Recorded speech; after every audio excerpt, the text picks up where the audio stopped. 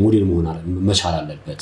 ለሰው አራያ አድርገህ የምትከተለው ሰው መሆን አለበት። ቃሉ ብቻ ወክ ስላደረክ ብቻ ሞዴል ግን በዛ ወይ እንዳይተረጉሙት። ጉራጌ ሆነሽ የማያዋጣ ቢዝነስ ውስጥ አሁን ገና ገባሽ ነው ያለኝ። 1 ዓመት ይሆናል የራሴን ትምህርት ቤት ወርዝ ሞዴሊንግ ኤንድ አርት ስኩል። ወርዝ ምንድነው? ወርዝ አያረግም ወሬው ነው። ወርዝ አያረግም ክፍያው ነው። ሰው ጥያቄ ነው ነገራችን። ሰው እርግጠኛ መሆን ያለበት ሰው ያ ኢንተረስቱ ነው ወይ መክሊቱ ነው ወይ የሚለው ነገር ላይ እዛ ላይ በደንብ መስራት አለበት። ፋሽን ሾው ውድድር አይባልም ነው? ውድድር ነው ይባላል። እንዴት ነው እስኪ? ፋሽን ሾው ውድድር አለ። ውድድሮች ነበሩ።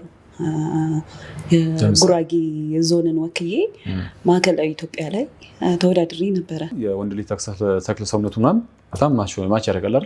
ሴቶች ጋርም ኖርማሊ ዳሌያቸው አካባቢ ስለሰፉ ምናምን አይመስለኝም ማለት ሞዴሊንግ ላይ ራሱ የሆነ እንትን አለው። እንደ ኢንተርናሽናል ኬክ እንደውም እነዚህ ሞዴሎች በጣም አናሳ ነው ተፈላጊነታቸው።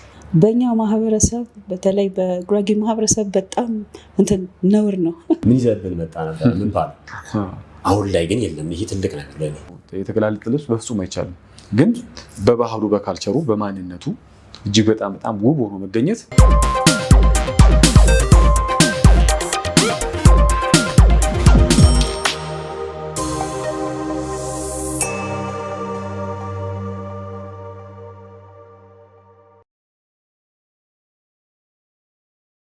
ሞዴል መሆን መቻል አለበት። ለሰው አራያ አድርገህ የምትከተለው ሰው መሆን አለበት። ቃሉ ብቻ ወክ ስላደረክ ብቻ ሞዴል ግን በዛ ወይ እንዳይተረጉሙት። ጉራጌ ሆነሽ የማያዋጣ ቢዝነስ ውስጥ አሁን ገና ገባሽ ነው ያለኝ። 1 ዓመት ይሆናል የራሴን ትምህርት ቤት ወርዝ ሞዴሊንግ ኤንድ አርት ስኩል። ወርዝ ምንድነው? ወርዝ አያረግም ወሬው ነው። ወርዝ አያረግም ክፍያው ነው። ሰው ጥያቄ ነው ነገራችን። ሰው እርግጠኛ መሆን ያለበት ሰው ያ ኢንተረስቱ ነው ወይ መክሊቱ ነው ወይ የሚለው ነገር ላይ እዛ ላይ በደንብ መስራት አለበት።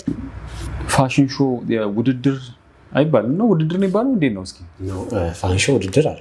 ውድድሮች ነበሩ።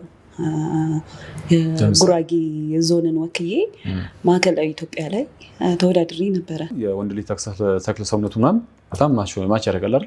ሴቶች ጋርም ኖርማሊ ዳሌያቸው አካባቢ ስለሰፉ ምናምን አይመስለኝም ማለት ሞዴሊንግ ላይ ራሱ የሆነ እንትን አለው። እንደ ኢንተርናሽናል ኬክ እንደውም እነዚህ ሞዴሎች በጣም አናሳ ነው ተፈላጊነታቸው። በእኛ ማህበረሰብ በተለይ በጉራጌ ማህበረሰብ በጣም እንትን ነውር ነው። ምን ይዘብን መጣ ነበር ምን ባል አሁን ላይ ግን የለም። ይሄ ትልቅ ነገር ለኔ። የተገላለጠ ልብስ በፍጹም አይቻልም፣ ግን በባህሉ በካልቸሩ በማንነቱ እጅግ በጣም ውብ ሆኖ መገኘት